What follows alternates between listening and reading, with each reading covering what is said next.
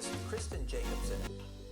Hey everyone, I'm Kristen, the anxiety therapist, and today I want to talk about why we can't relax. So this is something that I'm sure a lot of you have experienced. I've experienced it myself. I talk about this a lot with my clients. And there's sort of this all too familiar dance that we engage in when the demands of life become too overwhelming. And sometimes this is when our emotions become too overwhelming as well. It doesn't have to just be sort of things on our to-do list. So picture this. You find yourself sinking into the digital abyss of mindless activities, be it scrolling through social media, binge watching TV, or any other distraction that really requires minimal cognitive effort. And it's a tempting escape, right? It's a brief reprieve from the incessant demands of reality. But here's the twist. It's actually a trap, and anxiety is the web that it weaves. So these mindless activities, while they're momentarily diverting, they sort of serve as a smokescreen for the deeper issues at play. And by immersing ourselves in the mind numbing, we avoid confronting the root causes of our anxiety or discomfort. And so it's sort of this temporary salve, like a Band-Aid on a bullet wound that really requires more profound attention. And this pattern of escapism or avoidance can really perpetuate anxiety rather than alleviate it, because the more we sidestep the discomfort, the more it festers beneath the surface. And so think of it like you're trying to patch a leaky roof without really addressing the structural issues that are causing the leaks in the first place. Now I want to shift on to this sort of productivity curse that a lot of us have. So we live in a world that glorifies constant achievement and measurable output. And so we often find ourselves trapped in the belief that our worth is directly tied to our productivity. And so the moment we aren't engaged in what we deem to be productive, this sort of subtle unease creeps in.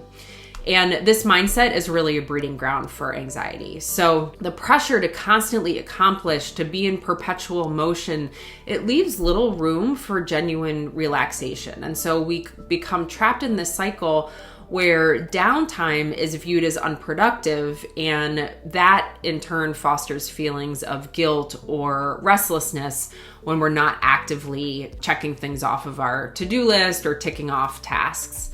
So it's really crucial to recognize that productivity does not define our value, and that taking breaks and engaging in leisure and allowing ourselves moments of respite are not only acceptable, but they're really essential for mental well-being. They are the things that are going to make us effective and successful and efficient at the tasks that we have or at the goals that we're trying to reach. And embracing this truth can be a pretty powerful antidote to the productivity curse and consequently a balm for anxiety. So why can't we seem to catch a break? The culprit is likely lurking in the way we spend our time. So it's time to talk about just being more mindful and intentional in our daily lives and how we spend our time. So being mindful means consciously engaging with the present moment. And when we're avoiding or escaping in some way, we're checked out. We are definitely not in the present moment. And so we want to work on bringing our awareness to our five senses and to whatever it is that we're doing in that moment, whether we're reading a book, whether we're baking a cake, whether we're cooking dinner, going for a run, whatever it is that you're doing in that moment, you want to be sure that you are fully immersed in that experience. Because when we're constantly on autopilot, we're not really present in what we're doing. And this just kind of creates this breeding ground for anxiety. Next is intentional living. So intentionality is sort of like mindfulness's cousin. And being intentional involves actively choosing how we spend our time and energy. And it's about aligning our actions with our values and goals. So when we sort of drift aimlessly through our days, anxiety can easily creep in as we feel disconnected from our purpose. And it's likely, if you work or if you're in school, a lot of your time is connected to specific goals or specific tasks that you need to get done. So this is talking more about the time outside of those things. So just take a moment to reflect on your daily activities. Are they in line with your values? Are you intentionally making time for things that bring you joy and fulfillment?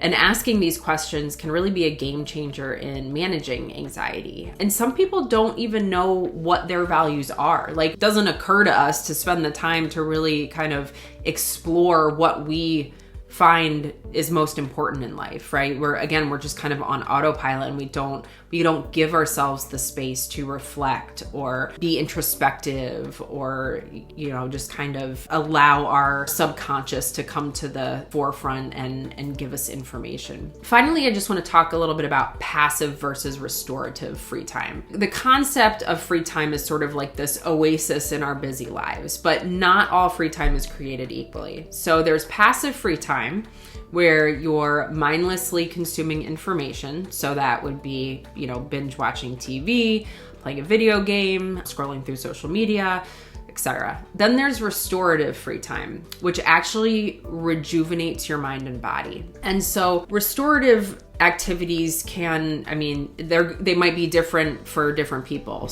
but they could include like taking a walk, meditating, engaging in a hobby that you really enjoy. And these things really work wonders in calming the anxious mind.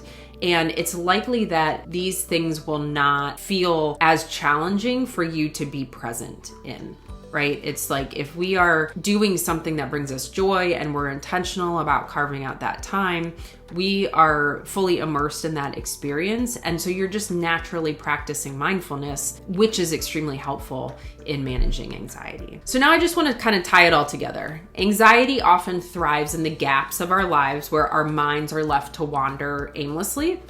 And by infusing mindfulness and intentionality into our daily routines, we can sort of create this protective shield against anxiety's sneak attacks.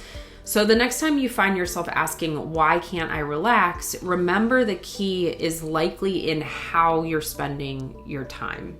Not that you don't have enough time, but how you're spending that time. And so embrace mindfulness, live intentionally, and be sure to choose restorative free time over passive consumption. And your mind will really thank you for this. So let's break free from the productivity curse, grant ourselves the grace to simply be without constantly doing. In this dance between action and stillness, we really find the equilibrium that eludes anxiety's grip. So stay mindful, stay intentional, and remember your value transcends the check boxes on your to-do list. Take care, everyone.